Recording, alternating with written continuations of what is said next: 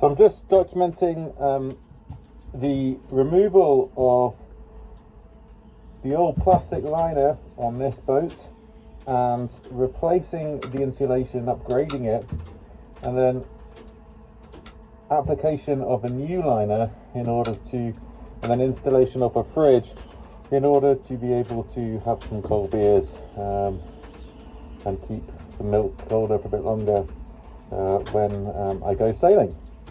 So first things first, the reason why my voice is a bit muffled is that you are dealing with fiberglass. So I've got a FFP3 filter mask on, and the respirator is a lot better than the masks unless you've been test fitted. So there's a lot more consistent fit, so I'd recommend those. I'm then going to be taking out this liner with this multi-tool, and then after that we'll have to replace the insulation and then reline this. So it's quite a big job. We'll see how long it takes, and I'll try and keep you updated on progress as we go along. So first things first, off we go. So this is just a bed up process. Take apart the top with your multi-tool, and then after you've detached the top bit, you just move on and take out the other bits piecemeal like this. Not much to it. Once you're done with those bits, I'll be completely honest, throw them. And this is what we're left with. So you can see that the previous insulation was just rock wool, and this foam, this isn't too bad actually. I think this might actually be some decent foam insulation, but it's obviously quite old, so it's not going to hurt to redo that. I'm going to have to put some gloves on because this is horrible stuff. So you can see here that actually the thickness of this isn't very much, so it's probably only about maybe 20 mil thick. So that's not going to be doing much. So we're going to take all this away and we're going to replace it with something at least double the thickness of that. It's going to come right up to here. So this is it after it's all stripped out. There's a quite handily, there's an inside fiberglass structure, so this will remain watertight from the bilge. If this didn't exist, I would have to fashion that, because what will happen otherwise is you'll get saturated foam, and then actually some of, I don't know how, but probably through here, some of the foam at the bottom here had some water in it, and it just ruins the R value of that material. So the insulative properties just, yeah, they just go to zip when they're saturated with water. So that's done. I'm going to tidy this up just a little bit with I'm probably going to get a sander, run it over with a vacuum cleaner, get this all cleaned up, and then we'll start the next bit, which will be layering in some kingspan. The next thing you're going to do is make some templates. I've just made, I'm just going to quickly show you how I did that. Get some paper, make sure it fits, take it out, cut it to shape. So that's what's been done here. And then you just transfer that to a piece of cardboard, because it's, and make sure that then fits. This looks like it might have to be trimmed down a little bit, and I need to just trim it down until it's the right shape to then transfer over to our foam insulation. The keen-eyed amongst you will notice that I actually had a big hole in this side of my cool box before I started from a previous older cooling refrigeration system, but that had been removed prior to I purchased the boat. All I've done is I've just put some fiberglass on this side, and then I'm going to have to fill this in with multiple layers of fiberglass sheet until it's strong, just as strong as the other side. Two kingspan sidewalls that I've labelled up. The important thing to note about these is once they're in, you're never going to be able to get them out, well, for this sort of style. So get it in, and once it's in, you're going to have one chance of putting it in, and then they're going to end up being wedged in, so you're not going to be able to get them out easily without probably destroying your Kingspan. So measure twice, cut once. It's fairly self-explanatory. We use those templates made from cardboard to make templates of this Kingspan PIR foam type material, and then we've fitted this in sections to completely cover the inside of this cool box.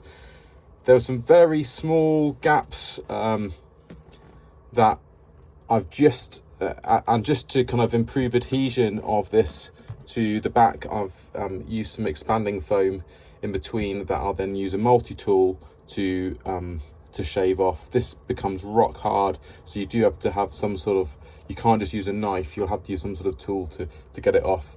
But that's fine, we'll do that in a bit. And then the next step will be to get our fiberglass and to glass this all up so it's all watertight.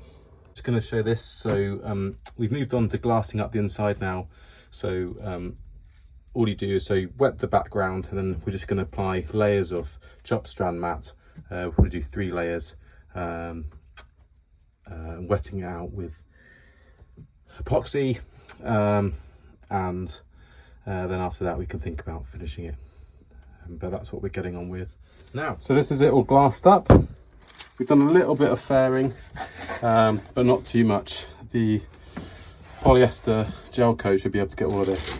So just going to wipe this down and then give it a clean, make sure it's there's no contaminants on it, and then we're going to start our gel coat. It's worth mentioning here that actually I should have faired this an awful lot better. This would have been the moment to do it properly, because it made the gel coating process an absolute nightmare afterwards. So get a proper polyester fairing compound, easy stand, and do that properly now. So here we are. This is just the first lot of gel coat just gone on, first layer. We're going to need probably at least 2, more like 8, at least 3, because probably, you didn't fair it. maybe even 4 coats of Learning gel coat. point. So just going to wait for this to go tacky and then just put another one on. So this is a learning point. I've done 2 coats and then I kind of sanded it down to see where I was at, and going to need quite a few coats, I think, because I didn't get it quite even enough. So maybe should have done more filleting, more skimming and filling with filler prior to this. We'll get there, but it's going to take a little bit longer than I originally thought, and probably need quite a bit more gel coat than originally planned. But we're going to go back to putting on coats of gel coat, build up those layers, and try and keep it smooth. Something I didn't show, so I've actually drilled 2 holes to allow the condenser plumbing to come in. I've just used 28mm plumbing pipe, 28mm hole saw, go through, and it's a nice snug fit. So I'm just gonna push that in now, and then we'll gel coat all around this. That will seal it that side, and then we'll put a bit of epoxy on this side so that it maintains the waterproof integrity of the insulation. Right, so after much trial and error, I thought I'd let you learn from my mistakes. So I've ended up doing this about 2 or 3 times now, because I've used brushes instead of rollers and I haven't thinned it down. So if you're brushing this stuff on, or you're using you're wanting to paint it on, and what you really need is this. You need styrene, because you need to thin it down before you add your final wax layer. So add about 2% by weight styrene. You might need to add a little bit more to get kind of like a flowing texture. And then is the first thing, so thin it down. And the second thing is you have to work really quickly.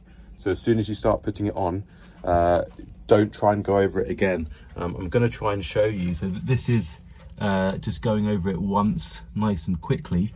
And this is me trying to go over it a second time, and you can see the orange peel is a lot worse. So again, this is just going over it once.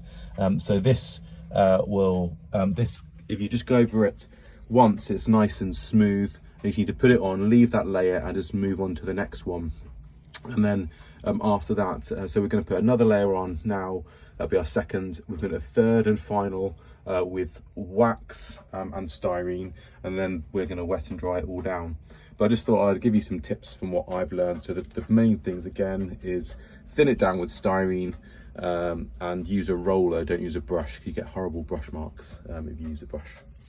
I thought I'd just show you the final the end point of doing this. So after gel coating it, I've sanded it down just with progressive grits up to wet and dry, and then finish at 5000 grit to get a smooth kind of polished surface. It's not absolutely perfect. There's the odd little bit of unevenness here and there. Next season I'll probably when I get time, I'll put some more gel coat on it again and get a slightly smoother finish. But time is of the essence to be able to get out on the boat and get on the water, so we're going to live with it how it is at the moment.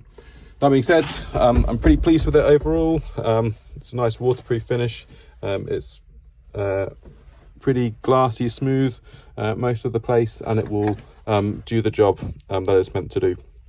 Next stage is just plumbing in a compressor and evaporator plate, and that's it, done basically. So we'll get that sorted, and then we'll hopefully have a fridge to keep some milk and beer cool on our trip away.